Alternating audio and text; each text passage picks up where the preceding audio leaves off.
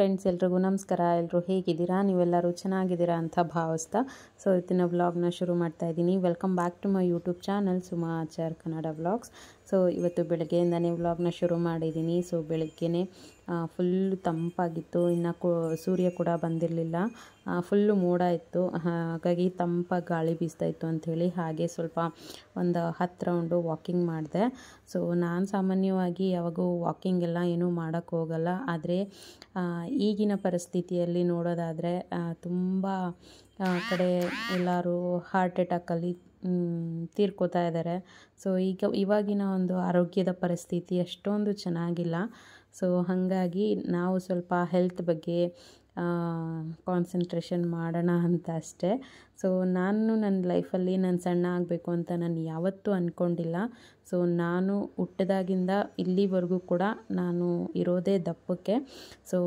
ಇವಾಗ ಬೇರೆ ಸ್ಪೆಷಲ್ಲಾಗಿ ನಾನು ದಪ್ಪ ಆಗಿದ್ದೀನಿ ಅಂತ ಏನೂ ಇಲ್ಲ. ನಾನು ಚಿಕ್ಕ ಮಗು ಇದ್ದಾಗ, ನಾನು ಹುಟ್ಟಿದಾಗಿಂದನೂ ಕೂಡ ನಾನು ದಪ್ಪ ಇರೋದ್ರಿಂದ ನನಗೆ ಯಾವಾಗೂ ಸಣ್ಣ ಆಗಬೇಕು ಅಂತಲೂ ಕೂಡ ಅನಿಸಿಲ್ಲ. ಏಕೆ ನನ್ನ ಬಾಡಿ ವೈಸ್ ಇರೋದೇ ಹೀಗೆ. ನನ್ನ ಬಾಡಿ ನನಗೆ ಕರೆಕ್ಟಾಗಿ ನನಗೆ ಸಪೋರ್ಟ್ ಮಾಡುತ್ತೆ ಅನ್ನೋ ಒಂದು ಕಾನ್ಫಿಡೆಂಟ್ ನಂಬಿಕೆ ಮೇಲೆ ನಾನು ಸಣ್ಣ ಎಲ್ಲ ಆಗೋಕ್ಕೆ ನಾನು ಅಷ್ಟೊಂದು ತಲೆ ಕೆಡಿಸ್ಕೊಳ್ಳಲ್ಲ. ಬಟ್ ಇವಾಗ ನ್ಯೂಸ್ಗಳೆಲ್ಲ ನೋಡ್ತಾ ಇದ್ದರೆ ತುಂಬ ಹಾರ್ಟ್ ಅಟ್ಯಾಕ್ ಕೇಸ್ಗಳು ತುಂಬಾ ಆಗ್ತಾಯಿದೆ.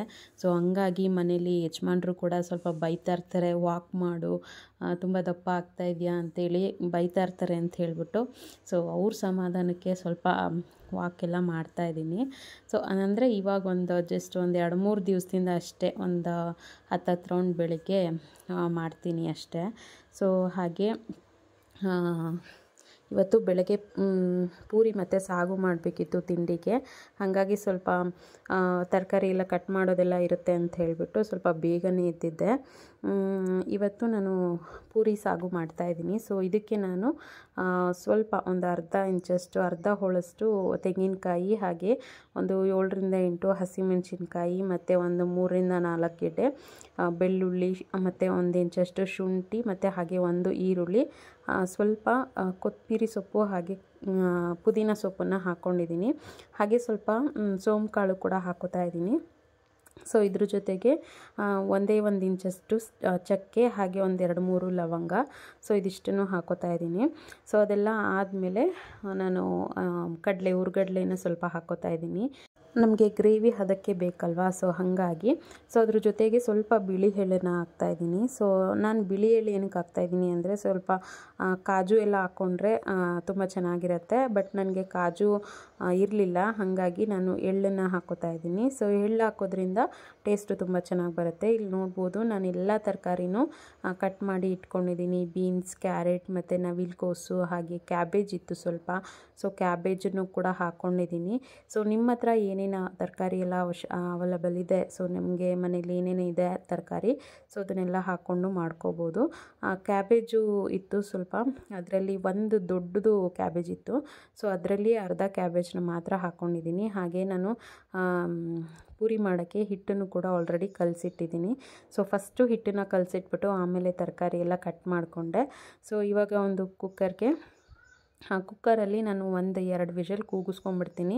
ಏಕೆಂದರೆ ಜಾಸ್ತಿ ಟೈಮ್ ಇರಲ್ಲ. ಬೆಳಗ್ಗೆ ಅಂತೂ ನನ್ನ ಮಗ 8 ಗಂಟೆ 8:15ಗೆಲ್ಲ ಸ್ಕೂಲ್ಗೆ ಹೋಗಬೇಕಲ್ವ, ಹಂಗಾಗಿ ಜಾಸ್ತಿ ಟೈಮ್ ಇರಲ್ಲ ಪಾತ್ರೆಲೆಲ್ಲ ಬೇಯಿಸೋಕ್ಕೆ. ಹಾಗಾಗಿ ನಾನು ಕುಕ್ಕರಲ್ಲಿ 1-2 ವಿಷಲ್ನ ಹಾಕ್ಕೊಂಡ್ಬಿಡ್ತೀನಿ. ಹಾಗೆ ನಾನಿಲ್ಲಿ ಕುಕ್ಕರ್ ಹಿಟ್ಟು 1-2-3 ಸ್ಪೂನಷ್ಟು ಆಯಿಲ್ ಹಾಕಿ, ಇದಕ್ಕೆ ಯಾವುದೇ ಥರ ಸ್ಪೈಸಸ್ ಹಾಕ್ತಾಯಿಲ್ಲ, ಡೈರೆಕ್ಟಾಗಿ ಈರುಳ್ಳಿ ಹಾಕೋತಾ ಇದ್ದೀನಿ. ಸ್ಪೈಸಸ್ ಎಲ್ಲ ನಾನು ಮಸಾಲೆಗೆ ಹಾಕಿದ್ದೀನಿ. ಇದಕ್ಕೆ ಹಾಕಿದ್ರೆ ಅಂದರೆ ಗ್ರೇವಿ ಜೊತೆಗೆ ಸ್ಪೈಸಸ್ ಎಲ್ಲ ಸಿಕ್ಕಿದ್ರೆ ಒಂಥರ ತಿನ್ನೋಕ್ಕೆ ಬೇಜಾರಾಗುತ್ತೆ. ಹಾಗಾಗಿ ನಾನಿಲ್ಲಿ ಯಾವುದೇ ಸ್ಪೈಸಸ್ ಹಾಕ್ತಾಯಿಲ್ಲ. 1-2 ಈರುಳ್ಳಿನ ಕಟ್ ಮಾಡಿ ಇಟ್ಕೊಂಡಿದ್ದೆ. ಅದನ್ನು ಕೂಡ ಹಾಕ್ಕೊಂಡು ಚೆನ್ನಾಗಿ ಫ್ರೈ ಮಾಡ್ಕೊತಾ ಇದ್ದೀನಿ. ಅದೆಲ್ಲ ಫ್ರೈ ಆದಮೇಲೆ ಈಗ ನಾನು ರುಬ್ಬಿಟ್ಕೊಂಡಿದ್ದಂಥ ಮಸಾಲೆ ಏನಿದೆ ಅದನ್ನು ಕೂಡ ಹಾಕೋತಾ ಇದ್ದೀನಿ. ಹಾಕ್ಕೊಂಡು ಇದು ಎಣ್ಣೆ ಬಿಡೋವರೆಗೂ ನಾವು ಚೆನ್ನಾಗಿ ಫ್ರೈ ಮಾಡ್ಕೋಬೇಕು. ಏಕೆಂದರೆ ನಾವು ಮಸಾಲೆ ಏನೂ ಹುರಿದಿಲ್ಲ ಅಲ್ವಾ. ರೆಡಿ ಮಾಡ್ಕೊಳ್ಳುವಾಗ ಮಸಾಲೆ ಹುರ್ಕೊಂಡಿದ್ರೆ ನಮ್ಗೆ ಇಷ್ಟೊಂದು ಫ್ರೈ ಮಾಡೋ ಅವಶ್ಯಕತೆ ಇರಲ್ಲ. ಮಸಾಲೆ ಏನು ಫ್ರೈ ಮಾಡ್ಕೊಳ್ದೇ ಇರೋ ಕಾರಣ ಇದನ್ನು ಸ್ವಲ್ಪ ಫ್ರೈ ಮಾಡಿಕೊಂಡು ಸ್ವಲ್ಪ ಎಣ್ಣೆ ಬಿಡೋವರೆಗೂ ನಾವು ಇದನ್ನು ಕೈ ಆಡಿಸ್ಬೇಕಾಗತ್ತೆ. ಸೊ ಈ ರೀತಿ ಮಾಡೋದ್ರಿಂದ ಟೇಸ್ಟ್ ವೈಸು ತುಂಬಾ ಚೆನ್ನಾಗಿ ಬರುತ್ತೆ ಅಂತಲೇ ಹೇಳ್ಬೋದು. ಸೊ ಇವಾಗ ಜಾರ್ ತೊಳೆದಿದ್ದ ನೀರನ್ನು ಸ್ವಲ್ಪ ಹಾಕ್ಕೊಂಡು ಒಂದು 2ರಿಂದ 3 ನಿಮಿಷ ಇದನ್ನು ಎಣ್ಣೆ ಬಿಡೋವರೆಗೂ ಬೇಯೋಕ್ಕೆ ಬಿಟ್ಟು, ಆ ನಂತರ ನಾನು ಕಟ್ ಮಾಡಿಟ್ಟಿರೋ ಬೀನ್ಸು, ಕ್ಯಾರೆಟು ಇದನ್ನೆಲ್ಲ ಹಾಕ್ಕೊಂಡು, ತರಕಾರಿನೆಲ್ಲ ಹಾಕ್ಕೊಂಡು ಇದ್ರ ಜೊತೆಗೆ ನಾನು ಬಟಾಣಿನೂ ಕೂಡ ಸ್ವಲ್ಪ ಹಾಕಿದ್ದೀನಿ. ಸೊ ಬಟಾಣಿ ಹಾಕಿರೋದು ನಾನು ವಿಡಿಯೋ ಮಾಡಿಲ್ಲ. ಸೊ ಅದ್ರ ಜೊತೆ ಎಲ್ಲನೂ ಚೆನ್ನಾಗಿ ತೊಳೆದು ಒಂದು ಪ್ಲೇಟ್ಗೆ ಎತ್ತಿಟ್ಕೊಂಡಿದ್ದೆ. ಸೊ ಇದ್ರ ಜೊತೆ ಮಸಾಲೆ ಜೊತೆ ಇದನ್ನು ಚೆನ್ನಾಗಿ ಹುರ್ಕೋಬೇಕು, ತರಕಾರಿನೆಲ್ಲ ಚೆನ್ನಾಗಿ ಹುರ್ಕೊಂಡು. ಸೊ ಆ ನಂತರ ನಾನು ಹೂಕೋಸು ಕೂಡ ಇತ್ತು, ಸ್ವಲ್ಪ ಗೋಬಿ ಇದೆಯಲ್ವ, ಸೊ ಗೋಬಿನೂ ಕೂಡ ಇತ್ತು. ಸೊ ಅದರಲ್ಲೂ ಫುಲ್ಲು ಒಂದು ದೊಡ್ಡದಿತ್ತು, ಅದರಲ್ಲಿ ನಾನು ಒಂದು ಸ್ವಲ್ಪನೇ ಹಾಕೋತಾ ಇದ್ದೀನಿ, ಒಂದು ಅರ್ಧದಷ್ಟು. ಸೊ ಗೋಬಿನ ನಾನು ಬಿಸಿನೀರು ಕಾಯಿಸಿ ಅದಕ್ಕೆ ಸ್ವಲ್ಪ ಅರಿಶಿನ, ಉಪ್ಪು ಹಾಕ್ಬಿಟ್ಟು ಅದನ್ನು ಸಪ್ರೇಟಾಗಿ ನಾನು ತೊಳೆದು ಇಟ್ಕೊಂಡಿದ್ದೆ. ಸೊ ಲಾಸ್ಟಲ್ಲಿ ಹಾಕ್ತಾಯಿದ್ದೀನಿ. ಸೊ ಹಾಕ್ಕೊಂಡು ಇವಾಗ ರುಚಿಗೆ ತಕ್ಕಷ್ಟು ಉಪ್ಪನ್ನು ಹಾಕಿ ಚೆನ್ನಾಗಿ ಮಿಕ್ಸ್ ಮಾಡ್ಕೋಬೇಕು. ಸೊ ಮಿಕ್ಸ್ ಮಾಡ್ಕೊಂಡು ಒಂದು 2 ನಿಮಿಷ ಇದನ್ನು ಹಾಗೆ ಬಿಟ್ಟು, ಆನಂತರ ಇದಕ್ಕೆ ನೀರು ಎಷ್ಟು ಬೇಕೋ ಅಷ್ಟು ನೀರನ್ನು ಹಾಕ್ಕೊಂಡು ಅಡ್ಜಸ್ಟ್ ಮಾಡಿಕೊಂಡು ಒಂದು ಗ್ರೇವಿ ಅದಕ್ಕೆ ನೀರು ಹಾಕ್ಕೋಬೇಕಾಗತ್ತೆ. ಸೊ ಜಾಸ್ತಿ ನೀರು ಹಾಕ್ಬಿಟ್ರೆ ಒಂಥರ ಸಾಂಬಾರು ಥರ ಆಗಿಬಿಡುತ್ತೆ, ಯಾಕೆಂದರೆ ಕುಕ್ಕರಲ್ಲಿ ಕೂಗೋದ್ರಿಂದ ನೀರು ಕೂಡ ಬಿಟ್ಕೊಳ್ಳುತ್ತೆ ತರಕಾರಿ ಎಲ್ಲ. ಹಾಗಾಗಿ ನೋಡಿಕೊಂಡು ನೀರನ್ನು ಹಾಕ್ಕೋಬೇಕಾಗತ್ತೆ. ಸೊ ನೀರನ್ನು ನೋಡ್ಕೊಂಡು ಹಾಕ್ಕೊಂಡು ಈ ರೀತಿ ಎಲ್ಲ ಚೆನ್ನಾಗಿ ಮಸಾಲೆ ಎಲ್ಲದಕ್ಕೂ ಹಿಡಿಯೋ ಥರ ಹಾಕ್ಕೊಂಡು ಇವಾಗ ನಾನು ಸ್ವಲ್ಪ ಅರಿಶಿನ ಹಾಕ್ಕೋತಾ ಇದ್ದೀನಿ. ಸೊ ಸ್ವಲ್ಪ ಅರಿಶಿನ, ಹಾಗೆ 1-1.5 ಸ್ಪೂನಷ್ಟು ಧನಿಯಾ ಪೌಡ್ರನ್ನು ಹಾಕೋತಾ ಇದ್ದೀನಿ, ಮನೆಯಲ್ಲೇ ಮಾಡಿರುವಂಥ ಧನಿಯಾ ಪೌಡರು. ಸೊ ಹಾಗೆ ಸ್ವಲ್ಪ ಖಾರ ಕಮ್ಮಿ ಅನ್ನಿಸ್ತು, ಹಸಿಮೆಣ್ಸಿನ್ಕಾಯಿ ಅಷ್ಟು ಖಾರ ಇರಲಿಲ್ಲ, ಹಾಗಾಗಿ ಖಾರ ಕಮ್ಮಿ ಅನ್ನಿಸ್ತು. ಸೊ 1/2 ಸ್ಪೂನಷ್ಟು ನಾನು ಚಿಲ್ಲಿ ಪೌಡ್ರನ್ನು ಕೂಡ ಹಾಕೋತಾ ಇದ್ದೀನಿ. ಸೊ ಚಿಲ್ಲಿ ಪೌಡ್ರನ್ನ ಹಾಕ್ಕೊಂಡು ಇದನ್ನು ಚೆನ್ನಾಗಿ ಮಿಕ್ಸ್ ಮಾಡಬೇಕು. ಈ ಮಸಾಲೆ ಸ್ಪೈಸಸ್ ಎಲ್ಲ ಚೆನ್ನಾಗಿ ಮಿಕ್ಸ್ ಮಾಡಬೇಕು. ಸೊ ಮಸಾಲೆ ಸ್ಪೈಸಸ್ ನಾನು ಆವಾಗಲೇ ಮಸಾಲೆ ಹುರಿಯೋವಾಗಲೇ ಹಾಕಬೇಕಿತ್ತು, ಬಟ್ ಅದು ನನಗೆ ಮರ್ತೋಗಿ ಮತ್ತು ನಾನು ಲಾಸ್ಟಲ್ಲಿ ಹಾಕ್ತಾಯಿದ್ದೀನಿ. ಸೊ ಇವಾಗ ಹಾಕಿದ್ರೂ ಪರವಾಗಿಲ್ಲ, ಏನೂ ಪ್ರಾಬ್ಲಮ್ ಇಲ್ಲ. ಸೊ ಇವಾಗ ಹೇಳಿದ್ನಲ್ವ, ಗ್ರೇವಿ ಅದಕ್ಕೆ ಎಷ್ಟು ಬೇಕು ನೀರು ಅಷ್ಟು ನೋಡಿಕೊಂಡು ಹಾಕ್ಕೋಬೇಕಾಗತ್ತೆ. ಸೊ ಏಕೆಂದರೆ ನೀರು ತರಕಾರಿ ಎಲ್ಲ ಬೆಂದಮೇಲೆ ಸ್ವಲ್ಪ ನೀರು ಬಿಟ್ಕೊಳ್ಳೋ ಚಾನ್ಸಸ್ ಇರುತ್ತೆ. ಸೊ ನೋಡಿಕೊಂಡು ಹದ ನೋಡಿಕೊಂಡು ನೀರನ್ನು ಹಾಕಿ ಇದನ್ನು 1ರಿಂದ 2 ವಿಷಲು ಕೂಗಿಸ್ಕೋಬೇಕಾಗತ್ತೆ. ಈ ಟೈಮಲ್ಲಿ ನೀವು ಉಪ್ಪು ಖಾರ ಎಲ್ಲನೂ ನೋಡಿಕೊಂಡು ಅಡ್ಜಸ್ಟ್ ಮಾಡ್ಕೋಬೋದು. ಉಪ್ಪು ಕಮ್ಮಿ ಇದೆ ಅಂದರೆ ಈ ಟೈಮಲ್ಲಿ ಉಪ್ಪು ಹಾಕ್ಕೊಂಡು ನೀವು ಉಪ್ಪನ್ನು ಕೂಡ ಹಾಕ್ಕೋಬೋದು. ಸೊ ಹಾಗೆ ನಾನಿಲ್ಲಿ ಲಾಸ್ಟಲ್ಲಿ ಒಂದು 2 ಟೊಮೊಟೊನ ಕಟ್ ಮಾಡಿ ಹಾಕ್ತಾಯಿದ್ದೀನಿ. ಸೊ ಟೊಮೊಟೊನ ಈ ರೀತಿ ಹಾಕೋದ್ರಿಂದ ಟೇಸ್ಟ್ ತುಂಬ ಚೆನ್ನಾಗಿ ಬರುತ್ತೆ. ಸೊ ಹಾಗೆ ಅದನ್ನೆಲ್ಲ ಹಾಕ್ಬಿಟ್ಟು ಕುಕ್ಕರ್ ವಿಷಲ್ ಮುಚ್ಚಳ ಹಾಕಿ 1ರಿಂದ 2 ವಿಷಲ್ನ ಕೂಗಿಸ್ಕೊಂಡೆ. ಸೊ ಅದಾದಮೇಲೆ ನಾನು ಈ ಕಡೆ ಪೂರಿನೂ ಕೂಡ ಒತ್ಕೊಂಡೆ. ಸೊ ಪೂರಿ ಮಾಡಬೇಕಾದ್ರೆ ಸ್ವಲ್ಪ ಟೈಮ್ ಹಿಡಿಯುತ್ತೆ. ಸೊ ಇನ್ನೊಬ್ಬರು ಹೆಲ್ಪ್ ಬೇಕೇ ಬೇಕಾಗತ್ತೆ. ಸೊ ಯಜಮಾನರು ಕೂಡ ಬಂದು ಸ್ವಲ್ಪ ಪೂರಿ ಎಲ್ಲ ಬೇಯಿಸ್ಕೊಟ್ರು.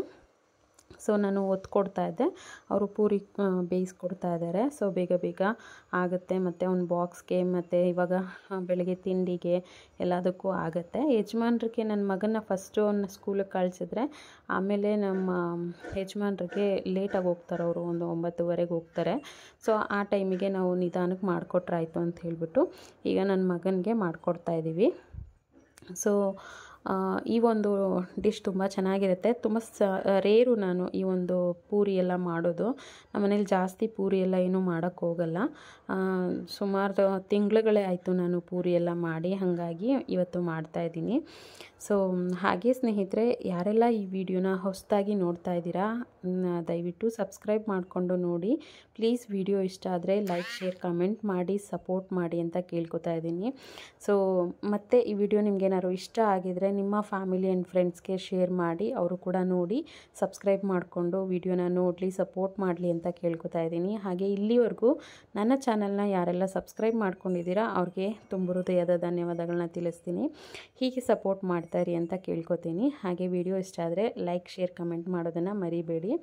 ಸೊ ಇವಾಗ ನೋಡ್ಬೋದು ಎಷ್ಟು ಚೆನ್ನಾಗಿ ಪೂರಿ ಉಬ್ಬಿ ಬರ್ತಾ ಇದೆ ಅಂತ. ಸೊ ನಾನು ಈ ಪೂರಿಗೆ ಬೇರೆ ಯಾವುದೇ ಥರ ಹಿಟ್ಟನ್ನು ಕೂಡ ಹಾಕಲ್ಲ. ನಾನು ಮೈದಾ ಹಿಟ್ಟಲ್ಲೂ ಕೂಡ ಮಾಡಲ್ಲ. ನಮ್ಮ ಮನೇಲಿ ಮೈದಾ ಬಳಸೋದೇ ತುಂಬ ಕಡಿಮೆ. ಸೊ ನಾನು ಗೋಧಿ ಹಿಟ್ಟು ಏನಿದೆ, ಸೊ ಗೋಧಿ ಹಿಟ್ಟಲ್ಲೇ ಕಲಸಿ ನಾರ್ಮಲ್ ಚಪಾತಿಗೆ ಹೇಗೆ ಕಲಿಸ್ತೀವೋ ಸೊ ಹಾಗೆ ಕಲಸಿ ನಾನು ಪೂರಿನ ಮಾಡೋದು. ಸೊ ಗೋಧಿ ಹಿಟ್ಟಲ್ಲಿ ಮಾಡುವಂಥ ಪೂರಿನೂ ಕೂಡ ತುಂಬಾ ರುಚಿಯಾಗಿರುತ್ತೆ. ಸೊ ಮೈದಕ್ಕಿಂತ ನಮಗೆ ಗೋಧಿ ಬೆಟರು. ಸೊ ಮೈದಾ ಆರೋಗ್ಯಕ್ಕೆ ತುಂಬ ಹಾನಿಕರ. ಹಾಗೆ ಈ ನಡುವೆ ಅಂತೂ ತುಂಬ ಅಂದರೆ ತುಂಬ ಕೇಸಸ್ಗಳು ಬರ್ತಾಯಿದೆ. ಸೊ ಅಲ್ಲಲ್ಲೇ ಹಾರ್ಟ್ ಅಟ್ಯಾಕ್ ಆಗಿ ತೀರ್ಕೊಳ್ಳೋದು, ಸೊ ಈ ರೀತಿ ಎಲ್ಲ ತುಂಬ ಕೇಸಸ್ ಬರ್ತಾಯಿದೆ. ಹಾಗಾಗಿ ಮೈದಾ ಎಲ್ಲ ಸ್ವಲ್ಪ ನಿಜವಾಗ್ಲೂ ನಮ್ಮ ಮನೇಲಿ ಆಲ್ಮೋಸ್ಟ್ ನಾವು ಬಳಸೋದೇ ತುಂಬ ಕಮ್ಮಿ. ಅದು ಸ್ವಲ್ಪ ಬಳಸಿದ್ರು ನಮ್ಮ ಮನೇಲಿ ಬೈತಾರೆ ಯಜಮಾನ್ರು, ಬೇಡ ಬಳಸಬೇಡ ಅಂತ. ಸೊ ಹಾಗಾಗಿ ನಾನು ಮೈದಾ ಅಂತೂ ಬಳಸೋದೇ ಇಲ್ಲ. ಮೈದಾ ಹಾಕ್ತೇನೆ ಮಾಡಿರುವಂಥ ಪೂರಿ ಹೇಗೆ ಬಂದಿದೆ ನನಗೆ ಕಮೆಂಟ್ ಮಾಡಿ ತಿಳಿಸಿ.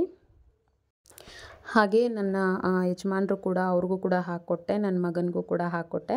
ಅವನು ಕೂಡ ಸ್ಕೂಲಿಗೆಲ್ಲ ಬಿಟ್ಟು ಬಂದು ಯಜಮಾನ್ರು ಕೂಡ ಡ್ಯೂಟಿಗೆ ಹೋದರು, ಅವ್ರಿಗೂ ಕೂಡ ಪೂರಿ ಎಲ್ಲ ಹಾಕ್ಕೊಟ್ಟು ಆನಂತರ ನಾನು ಕೂಡ ತಿಂಡಿ ತಿನ್ನಬೇಕು. ಈಗ ನೋಡ್ಬೋದು ಎಷ್ಟು ಚೆನ್ನಾಗಿ ಬಂದಿದೆ ಗ್ರೇವಿ ಅಂತ ನೋಡ್ತಾ ಇರ್ಬೋದು. ಸೊ ತುಂಬ ರುಚಿಯಾಗಿತ್ತು. ಸೊ ನೀವು ಒಂದು ಸಲ ಟ್ರೈ ಮಾಡಿ. ಸೊ ಟ್ರೈ ಮಾಡಿ ಹೇಗೆ ಬಂತು ಅಂತೇಳಿ ನನಗೆ ಕಮೆಂಟ್ ಮಾಡಿ ತಿಳಿಸಿ. ಸೊ ಇವಾಗ ಫೈನಲಿ ನಾನು ಕೂಡ ಪೂರಿ ಎಲ್ಲ ಹಾಕ್ಕೊಂಡಿದ್ದೀನಿ. ಸೊ ಪೂರಿ ಎಲ್ಲ ಹಾಕ್ಕೊಂಡು ಇವಾಗ ನಾನು ಕೂಡ ತಿಂಡಿ ತಿನ್ನಬೇಕು. ಹಾಗೆ ಸ್ನೇಹಿತರೆ, ಈ ವಿಡಿಯೋನ ನಾನು ಇಲ್ಲಿಗೆ ಎಂಡ್ ಮಾಡ್ತೀನಿ. ಇದೊಂದು ಪುಟ್ಟ ವಿಡಿಯೋ ವ್ಲಾಗ್ ಅಂತಲೇ ಹೇಳ್ಬೋದು. ಸೊ ಬ್ರೇಕ್ಫಾಸ್ಟ್ ವ್ಲಾಗ್ ಅಂತಲೇ ಹೇಳ್ಬೋದು. So morning vlog. ಸೊ ಈ ವಿಡಿಯೋ ನಿಮಗೆ ಇಷ್ಟ ಆದರೆ ಪ್ಲೀಸ್ ಲೈಕ್, ಶೇರ್, ಕಮೆಂಟ್ ಮಾಡಿ. ಹಾಗೆ ಯಾರೆಲ್ಲ ಹೊಸದಾಗಿ ನೋಡ್ತಾ ಇದ್ದೀರಾ ದಯವಿಟ್ಟು ಸಬ್ಸ್ಕ್ರೈಬ್ ಮಾಡಿಕೊಂಡು ವಿಡಿಯೋನ ನೋಡಿ ಇನ್ನಷ್ಟು ಜನರಿಗೆ ಶೇರ್ ಮಾಡಿ. ಅವರು ಕೂಡ ನನ್ನ ವ್ಲಾಗ್ನ ನೋಡಿ ಸಪೋರ್ಟ್ ಮಾಡಲಿ. ಹಾಗೆ ಪೂರಿ ಸಾಗು ಹೇಗೆ ಕಾಣಿಸ್ತಾ ಇದೆ ನೋಡಿ ನನಗೆ ಕಮೆಂಟ್ ಮಾಡಿ. ಹಾಗೆ ನೀವು ಕೂಡ ಟ್ರೈ ಮಾಡ್ಕೊಳ್ಳಿ ಅಂತ ಹೇಳ್ತಾ ಬರ್ತೀನಿ ಸ್ನೇಹಿತರೆ. ಬಾಯ್.